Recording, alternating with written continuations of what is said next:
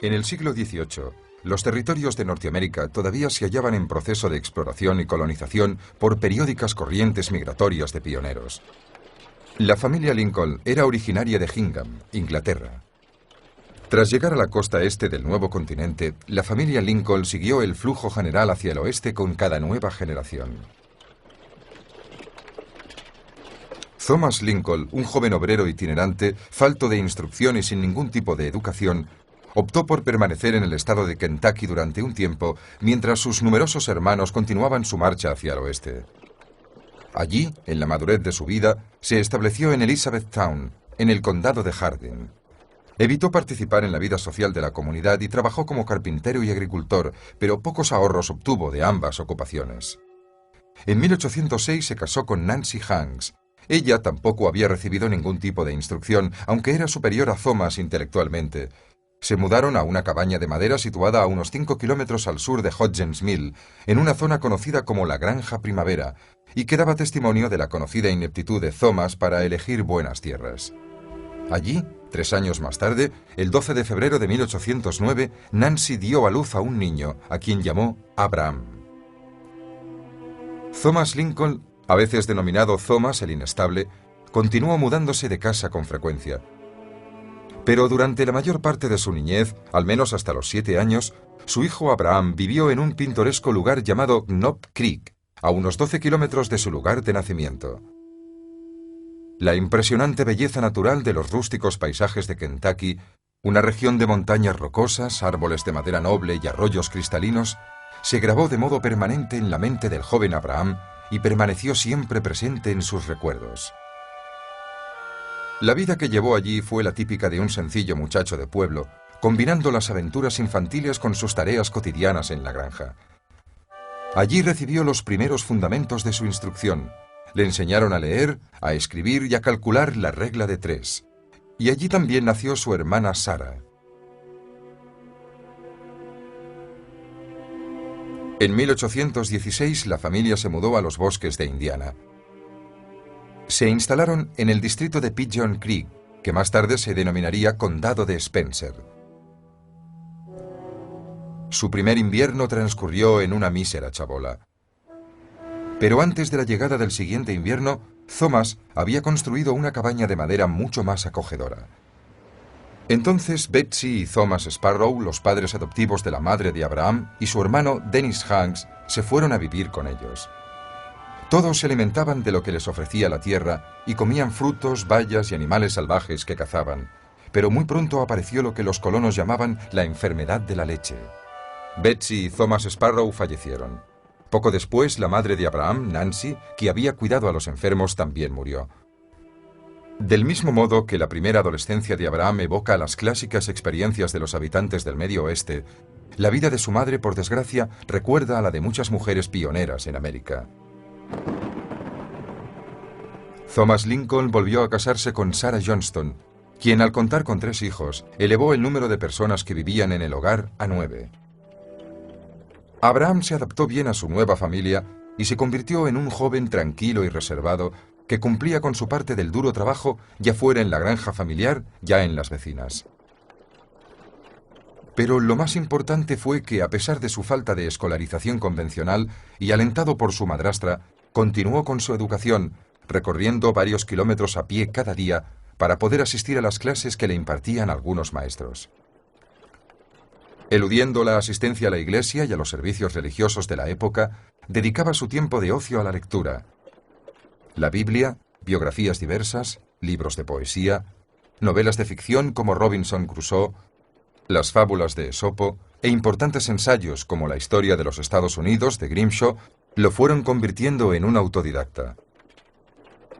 Durante este periodo, el joven Abraham Lincoln desarrolló un gran talento para la imitación.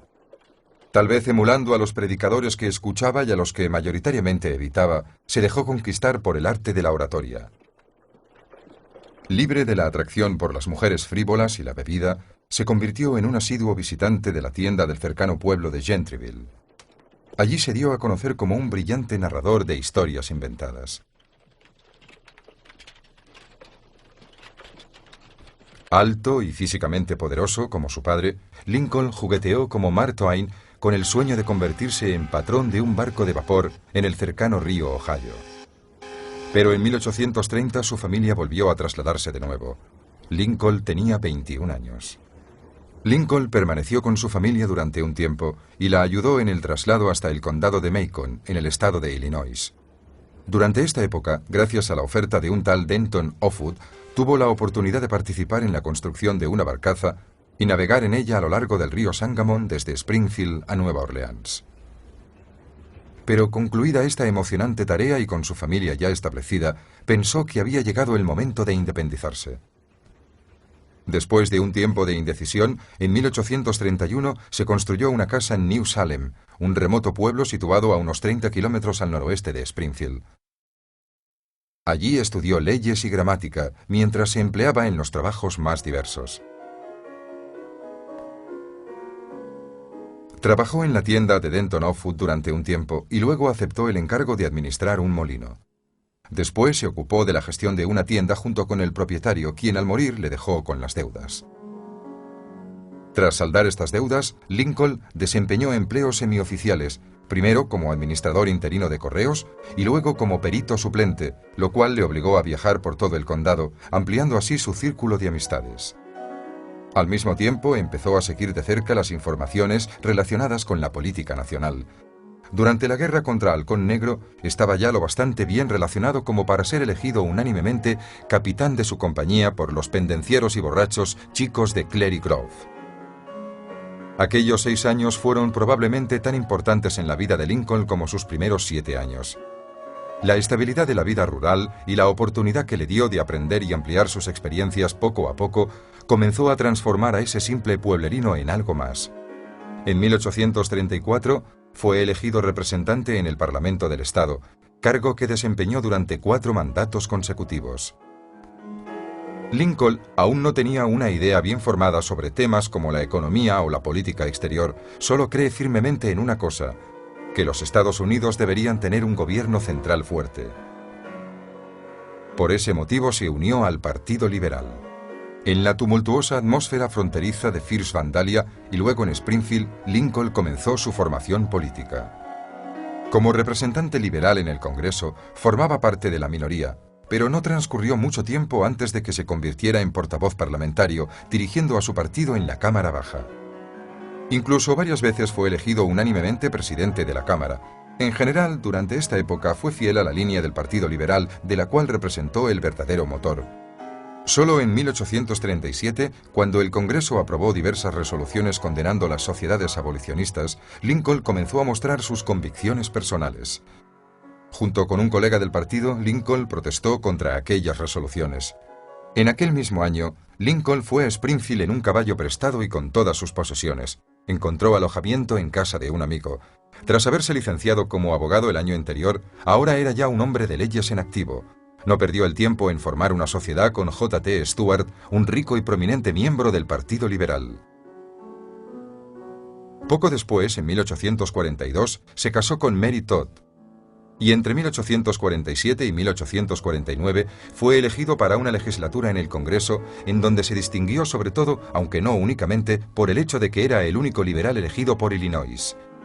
Lincoln se adaptó con facilidad a la vida política de la capital, aunque según parece se tomó el aspecto social como lo había hecho cuando trabajaba en aquella tienda de Gentryville varios años atrás. Un observador de la época perfila este relato.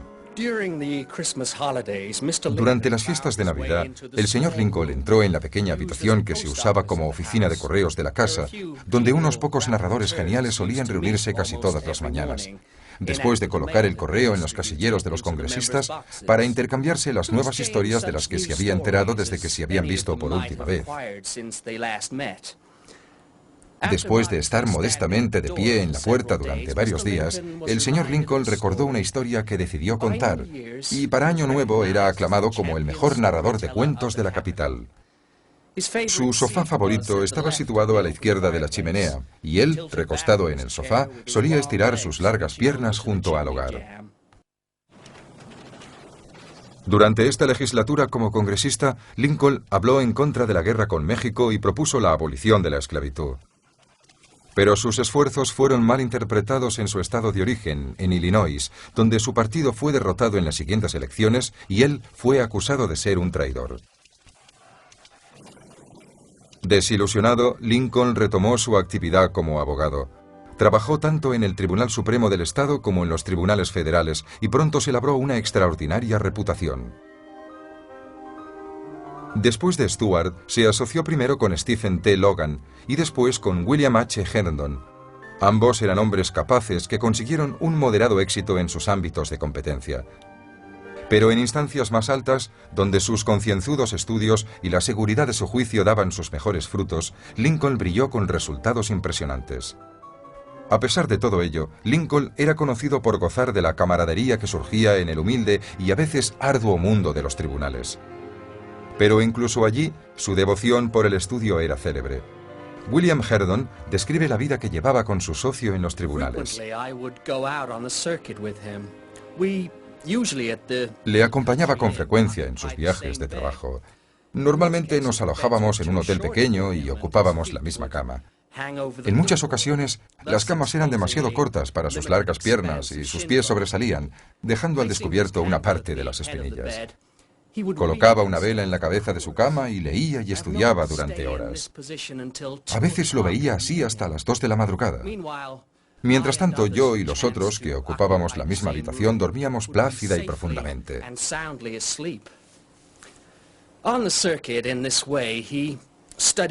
De este modo fue como estudió a Euclides, hasta que supo exponer con facilidad todas las proposiciones contenidas en los 6 libros.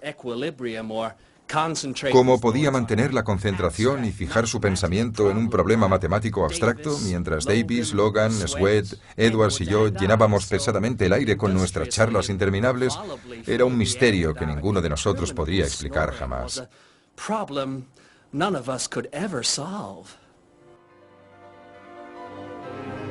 Durante este periodo, Lincoln tuvo oportunidad de pronunciar muchos discursos, conocer a mucha gente y seguir trabajando por el bien del condado. No era en ningún sentido un simple abogado de provincias. Muchos de los casos que aceptó estuvieron relacionados con asuntos importantes, como el derecho del condado a establecer un impuesto al ferrocarril que lo cruzaba, o la protección de los derechos de una empresa contra las violaciones externas. Ante un jurado, Lincoln se comportaba y exponía su sentido común, su astucia y su eficacia como orador de un modo que difícilmente hubiera podido mostrar ante el Congreso. Su meticulosidad cuando realizaba una investigación legal y su familiaridad con las leyes le permitían esquivar la palabrería y la oscura jerga legal, identificando el aspecto clave en cualquier controversia. No perjudicó su reputación el hecho de que se hiciera famoso por haber cobrado precios muy elevados, ni por rechazar casos discutibles. Tampoco el que se hubiera retirado de algún caso al descubrir durante el proceso que la demanda de su cliente era injusta. Lincoln era consciente de su comportamiento en el mejor sentido. Un abogado de éxito, afirmó, debe mostrar diligencia, atender rápidamente a la preparación de documentos y cultivar la oratoria espontánea como único medio de captar al público. La obligación de un abogado es superar las controversias y privilegiar la honestidad por encima de su éxito profesional. Trabajar, trabajar y trabajar, dijo, esto es lo más importante. Lincoln también aprendió a hablar y a escribir con la misma claridad con la que elaboraba su pensamiento, y en los años que pasó viajando por el distrito como abogado, sus convicciones políticas se definieron. Su filosofía política estaba próxima al liberalismo democrático de Thomas Jefferson. Fundando sólidamente sus convicciones sobre los principios anglosajones de libertad civil, defendió una ampliación de los derechos políticos. Esto implicaba defender que debía darse el derecho de voto a las mujeres mucho antes de que la idea obtuviera un apoyo generalizado. Tal vez porque nunca se identificó específicamente con ninguna creencia religiosa, fue capaz de dar a sus ideas un halo espiritual, de modo que pudieran ser más fácilmente comprendidas por la mayor parte de la gente. Sus objetivos políticos se convirtieron así en las aspiraciones no solo de un político, sino de todo un pueblo.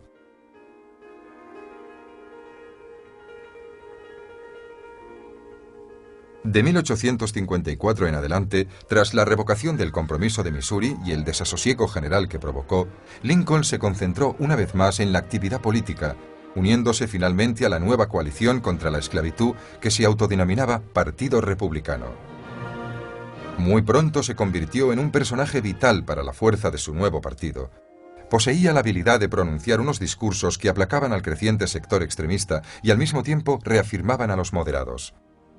Al igual que moderó sus propias aspiraciones radicales con sentido común y la conciencia de que el progreso requería paciencia, pudo guiar a su partido a través de controversias tempestuosas, apasionadas y potencialmente disidentes. En 1858, Lincoln viajó por todo el estado con Stephen Douglas, apareciendo en debates públicos contra él. Este maratón concluyó 2 años más tarde con el famoso discurso ante el Sindicato del Cobre.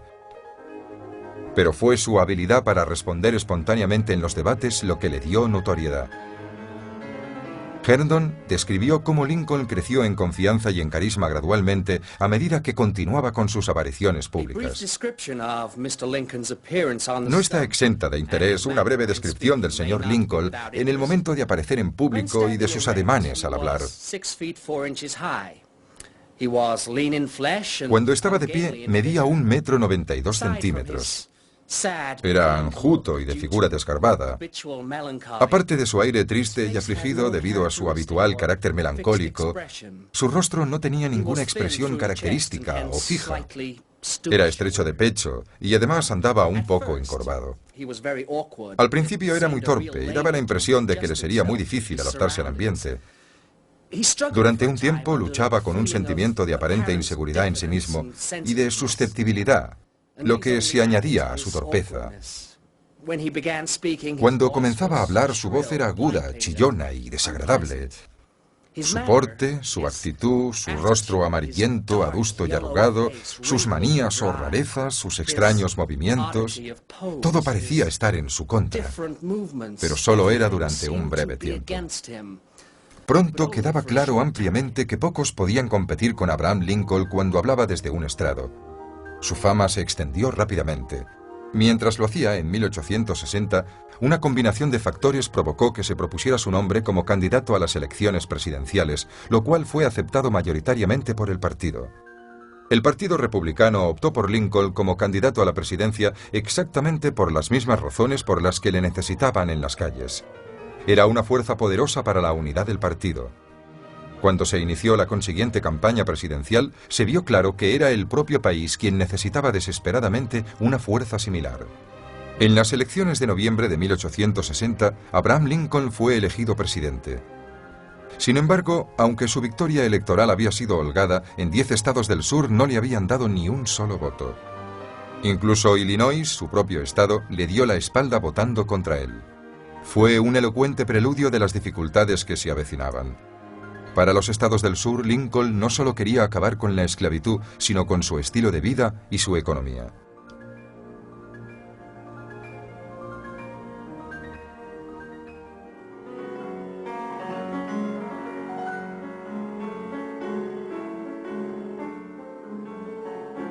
Se produjo la secesión de los estados del sur con la formación de la Confederación Sudista.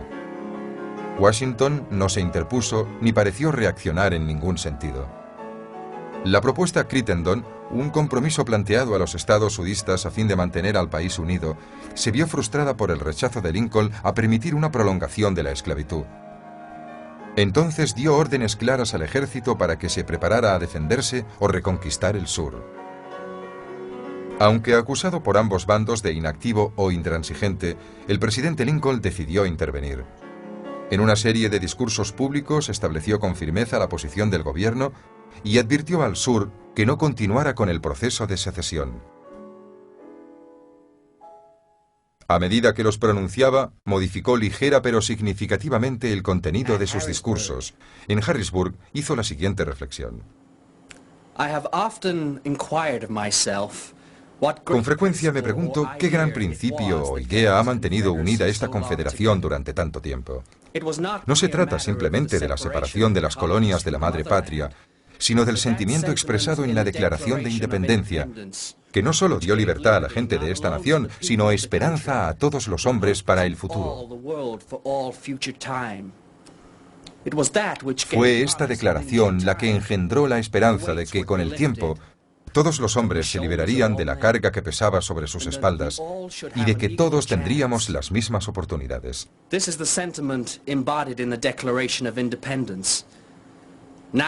Este es el sentimiento encarnado en la Declaración de Independencia.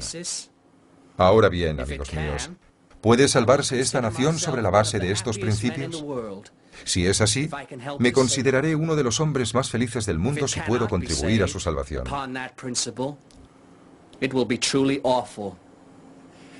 Pero si esta nación no puede salvarse sin renegar de estos principios, declaro que preferiría ser asesinado ahora mismo antes que rendirme.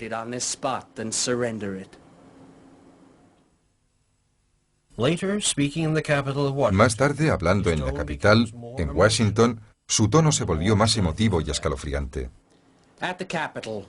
En la capital, Washington. En vuestras manos, mis insatisfechos compatriotas, y no en las mías, está la respuesta a una cuestión de primera importancia: la guerra civil. El gobierno no os atacará. No tendréis ningún conflicto si no sois vosotros mismos los agresores. No habéis hecho ningún juramento que se haya registrado en el cielo que os obligue a destruir al gobierno, mientras que yo he hecho el más solemne de todos para proteger, tutelar y defender la unión. Soy reacio al aislamiento. No somos enemigos, sino amigos. Aunque la pasión pueda haberse desatado, no debe romper los lazos de afecto que nos unen. Los místicos acordes de la memoria que ligan los campos de batalla y las tumbas de los patriotas en todo corazón viviente y en todo hogar de este gran país se sumarán al coro de la unión cuando sea tocado de nuevo, y sin duda lo será por los más nobles ángeles de nuestra madre naturaleza. Se hizo evidente que la intención del presidente Lincoln era evitar la guerra y la secesión, por muy imposible que pareciera. Pero para alcanzar este objetivo, él debía ante todo evitar las divisiones en su propio partido y luego dotarse de los poderes que necesitaba para plantear la guerra con el sur. En abril de 1861, Virginia, el estado más grande y más rico del sur, se unió a la Confederación. Entonces estalló la guerra. Lincoln fue acusado con frecuencia de falta de rigor en la administración, pero su habilidad para gestionar a las personas compensó ampliamente esta desventaja. Con paciencia y perspicaces razonamientos, fue capaz de controlar a sus opositores y a los miembros más vehementes de su gabinete, y casi siempre tuvo éxito en hacerles hacer lo que él quería que hicieran. Lincoln pudo, de hecho, haber tenido éxito en algunos de sus planes, como resultado de la misma falta de rigor de la que le acusaban. En muchos sentidos, siempre fue un hombre de pueblo de buen corazón, y el carácter informal de sus entrevistas oficiales restó animosidad a muchos enfrentamientos. La vertiente militar de su misión resultó más complicada. No existía ningún estamento que controlara la maquinaria de guerra del Estado. Además, muchos de los generales eran incompetentes o actuaban movidos por intereses personales, lo que los hacía inútiles para el gobierno. Uno de los problemas más comunes era que las tropas no eran de fiar bajo el fuego enemigo. Se mostraban proclives a la deserción y estaban divididas por elementos mercenarios que cambiaban de bando repentinamente. Además, los periódicos tenían tendencia a publicar información militar, desacreditar al gobierno y despertar la rivalidad entre los oficiales. La moral de militares y civiles se veía puesta constantemente a prueba. Lincoln deseaba que la guerra se pudiera resolver en una batalla que pusiera fin al conflicto. En lugar de eso, fue humillado por una serie de derrotas consecutivas. La búsqueda de un general verdaderamente competente fue una empresa difícil. George Brinton McClellan, un general de 34 años en la cúspide de su fama y su poder, era considerado un prodigio del arte militar. Primero rechazó la oferta de Lincoln de hacerse cargo del mando supremo, negativa que el presidente encajó con paciencia. Después discutió sus planes, aunque finalmente los aceptó, y a las pocas semanas fracasó al tratar de hacer honor a su henchida reputación en el campo de batalla. Lincoln relevó a McClellan del mando supremo, poniéndole no obstante al frente del ejército de Virginia, a las órdenes de John Pope. Pero cuando Pope también fracasó en su misión y McClellan se reveló falto de coraje ante el general confederado Lee, Lincoln entregó el mando supremo a diversos generales en rápida sucesión. Primero Burnside y luego Hoover, sin hallar por ello mejora alguna.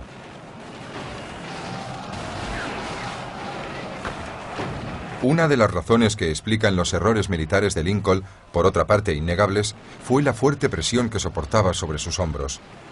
El peso de la presidencia le oprimía más de lo que podría pesar a cualquier otra persona. Al principio, poco habituado a las cuestiones militares, Lincoln estudió libros de táctica y estrategia, escudriñó mapas, trabajó en las órdenes para el ejército, supervisó personalmente la preparación de suministros, perfiló los planes de las campañas y, finalmente, asumió toda la responsabilidad en ausencia de un comandante supremo más idóneo. Hubo ocasiones en las que Lincoln se sintió claramente incapaz de soportar la presión. La muerte de su segundo hijo, a la edad de 12 años, fue evidentemente motivo de dolor y de tristeza abrumadora. Mucho después de la muerte de su hijo, Lincoln recordó al coronel Cannon los versos de El Rey Juan. Y Padre Cardenal, te he oído decir que nos veremos en el cielo y conoceremos a nuestros amigos. Si eso es verdad, volveré a ver a mi hijo.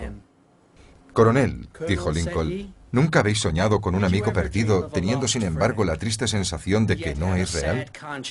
Así sueño yo a mi hijo Billy. Él inclinó su cabeza y rompió en sollozos.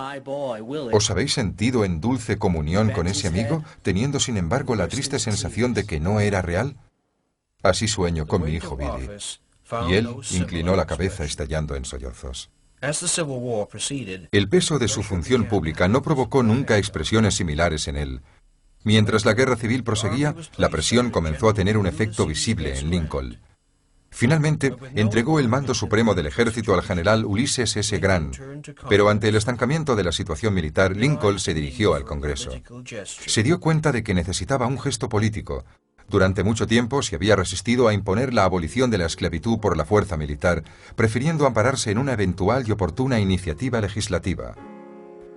Hacia agosto de 1862 tenía lista una proclamación de emancipación que proporcionaría justamente ese resultado. Su única preocupación era que, una vez aprobada, la ley fuera ignorada y él no pudiera actuar hasta los meses siguientes. Entonces, el 22 de septiembre, hizo un anuncio con ocasión del Consejo del Gabinete. Este fue descrito por el secretario Chase. La proclamación de emancipación. Caballeros, como saben todos ustedes, he pensado mucho en la relación existente entre esta guerra y la esclavitud. Y todos ustedes recordarán que hace varias semanas les leí una orden que había preparado sobre este asunto y que, debido a las objeciones hechas por algunos de ustedes, no salió adelante. Desde entonces, mi mente ha estado ocupada con este tema y he pensado que el tiempo de actuar probablemente ha llegado. Creo que ha llegado el momento.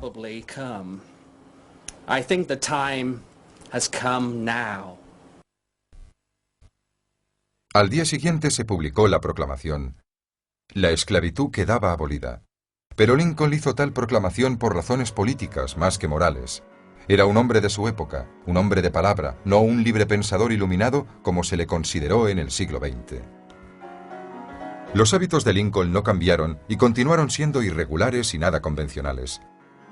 Pero a medida que avanzaba la guerra, comenzó a comer menos y a pasar noches enteras sin dormir. Hacía poco ejercicio y sus ojeras se oscurecieron. A pesar de la evidente tensión, no perdió su sentido del humor y sobre todo su capacidad para reírse de sí mismo y de contar historias cuando tenía ocasión. En una ocasión, un destacado congresista fue llamado por el presidente poco después de un desastre. Lincoln empezó a contar una historia. El congresista se levantó de un salto y le dijo: «Señor presidente, no vine aquí esta mañana para escuchar historias. Este es un momento demasiado serio». El rostro de Lincoln cambió. «Ashley», le dijo, «siéntese. Le respeto por ser un hombre sincero y honesto. Usted no puede estar más ansioso de lo que yo lo he estado desde que comenzó esta guerra. Pero ahora le digo que si no fuera por estas válvulas de escape ocasionales, me habría muerto».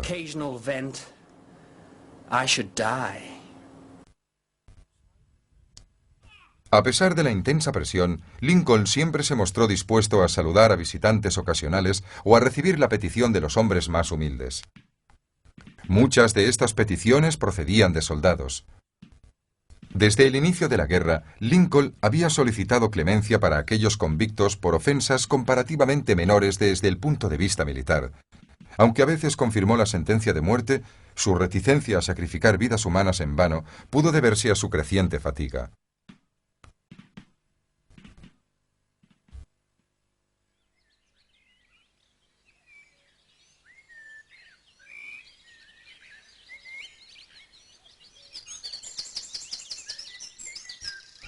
El 19 de noviembre de 1863, al dedicar un cementerio a los soldados en Gettysburg, Lincoln elevó los pensamientos de la nación de los inminentes y desgraciados horrores de la guerra en una breve alocución que se ha convertido en su discurso más célebre. El discurso de Gettysburg. Los hombres valientes, vivos y muertos, que han luchado aquí, han consagrado este lugar muy por encima de cuanto pueda añadir nuestro modesto poder. El mundo no tomará nota ni recordará las palabras que aquí se pronuncien, pero nunca podrá olvidar lo que aquí sucedió. Somos nosotros, los vivos, los que tenemos que dedicarnos a terminar el trabajo pendiente de aquellos que lucharon aquí y contribuyeron en la gran tarea que nos queda por delante. Que con el homenaje a estos muertos aumente nuestra devoción a la causa por la que dieron su última muestra de devoción. Que podamos decir en voz alta que esos hombres no han muerto en vano. Que esta nación, bendecida por Dios, pueda renacer bajo el signo de la libertad y que el gobierno del pueblo, por el pueblo y para el pueblo, no desaparezca de la tierra. Sus palabras fueron significativas, aunque, como era usual en él, carecían de animadversión hacia el sur. El aspecto central del discurso era la idea de que la guerra civil debía verse como una reivindicación de una ley popular y la preeminencia de la democracia. Con este lema, Lincoln se dispuso a afrontar con valentía las elecciones de 1864. En el discurso de su reelección, Lincoln expresó de nuevo los sentimientos que ya había manifestado con respecto al sur. No juzguemos, advirtió, y no seremos juzgados. Y añadió, sin malicia hacia nadie, con caridad para todos. Esforcémonos en terminar lo que hemos emprendido para vendar las heridas de la nación. Hagamos todo lo que podamos para disfrutar de una paz justa y duradera.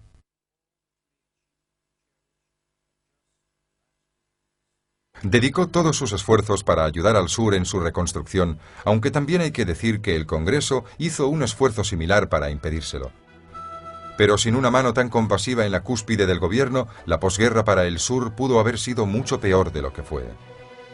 Tras la caída de Richmond, Lincoln visitó la capital confederada.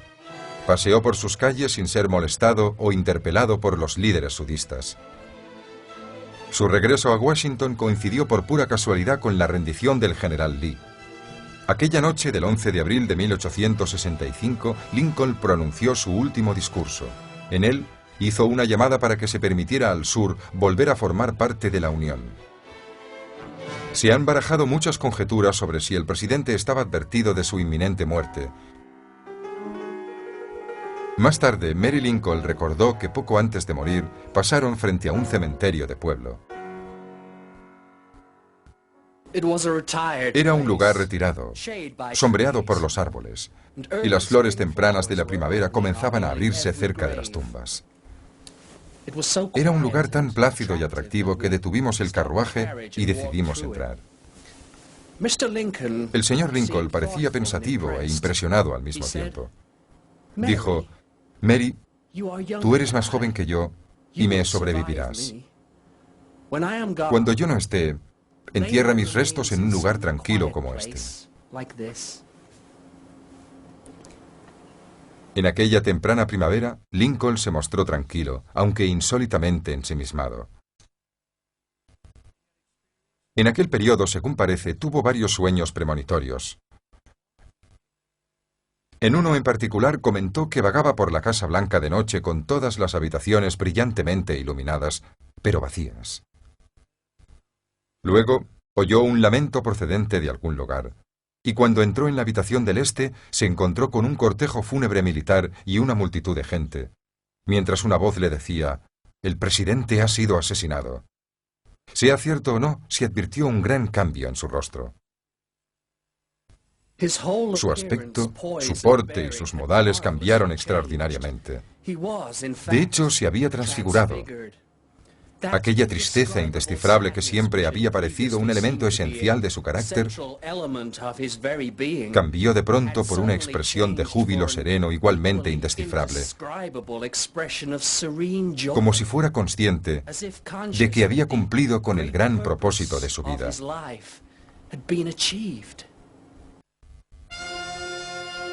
La noche del 14 de abril de 1865, en el Teatro Ford, el presidente Lincoln fue víctima de los disparos perpetrados por John Wilkes Booth.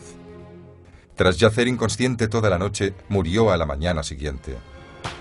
Booth actuó movido por un sentimiento moral de odio hacia el hombre que había destruido su nueva llamada Confederación. Durante su último día de vida, Lincoln había discutido extensamente las propuestas para reconstruir el sur en una reunión del gabinete. Había expresado un deseo de que todos los sentimientos de venganza deberían ser dejados al margen y de que se tratara a todo el mundo con indulgencia. Hubo una gran oposición a sus planes. Con la muerte del presidente, esa oposición se desmoronó. Su martirio aseguró el cumplimiento de sus últimos deseos. El plan que posteriormente anunció el presidente Johnson se parecía mucho al que Lincoln había propuesto. Sin embargo, su fracaso al no encontrar un estratega militar válido antes de 1864 y su frustrada tentativa de coordinar él mismo las operaciones militares obligaron a Lincoln a aceptar ciertas críticas que empañaron sus logros políticos durante la Guerra Civil. Abraham Lincoln fue enterrado en Springfield. Muchos homenajes en piedra, en verso y en hechos se han realizado al que se considera uno de los máximos exponentes entre los líderes liberales de su nación. Pero de todos los homenajes, el mayor es sin duda aquel al que él mismo contribuyó: la defensa de la democracia y de la unidad de los Estados Unidos de América.